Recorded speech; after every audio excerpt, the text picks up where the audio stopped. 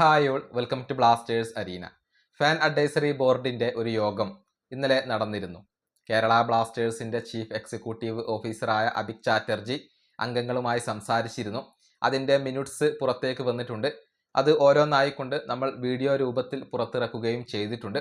മറ്റൊരു അപ്ഡേറ്റ് കൂടി അതുമായി ബന്ധപ്പെട്ടുകൊണ്ട് നമുക്ക് പങ്കുവെക്കാനുണ്ട്. അതായത് ആരാധകരുടെ വിമർശനങ്ങളോടുള്ള ഒരു പ്രതികരണം, അതല്ലെങ്കിൽ ഒരു നിലപാട് ബ്ലാസ്റ്റേഴ്സ് ഇപ്പോൾ വ്യക്തമാക്കിയിട്ടുണ്ട്. കൂടാതെ ബ്ലാസ്റ്റേഴ്സിന്റെ നിലവാരം നിർണ്ണയിക്കുന്ന മത്സരങ്ങൾ ഏതൊക്കെയാണ് അതുകൂടി അഭിക് ചാറ്റർജി ഇപ്പോൾ പറഞ്ഞിട്ടുണ്ട്. അത് നമുക്കൊന്ന് പരിശോധിക്കാം. അതായത് ടീമിന്റെ പ്രകടനം, പ്രതീക്ഷകൾ, ആരാധകരുടെ വിമർശനങ്ങൾ ഇവയുമായി ബന്ധപ്പെട്ടുകൊണ്ട് ബ്ലാസ്റ്റേഴ്സിന്റെ നിലപാട് എന്താണ് എന്നുള്ളതാണ് അഭിക് വ്യക്തമാക്കിയിട്ടുള്ളത്.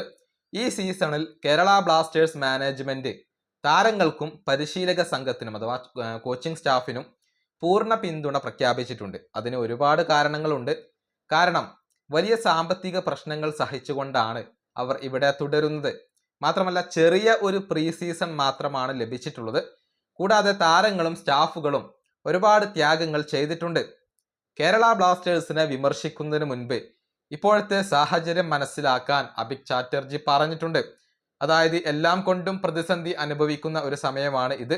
അതുകൊണ്ട് തന്നെ വിമർശനങ്ങൾക്ക് പ്രസക്തിയില്ല എന്ന ഒരു നിലപാടാണ് കേരള ബ്ലാസ്റ്റേഴ്സിനുള്ളത്.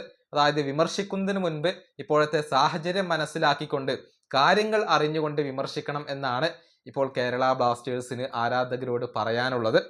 ടീമിന്റെ പ്രകടനം വിലയിരുത്തുന്നത് പ്രധാനമായും 3 മത്സരങ്ങളിലെ പ്രകടനത്തെ ആശ്രയിച്ചുകൊണ്ടാണ്.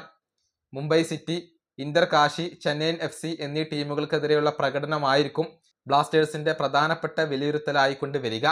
ഇത്രയും അപ്ഡേറ്റുകളാണ് ആ ഒരു മിനിറ്റ്സിൽ നിന്നും നമുക്ക് ലഭിച്ചിട്ടുള്ളത്.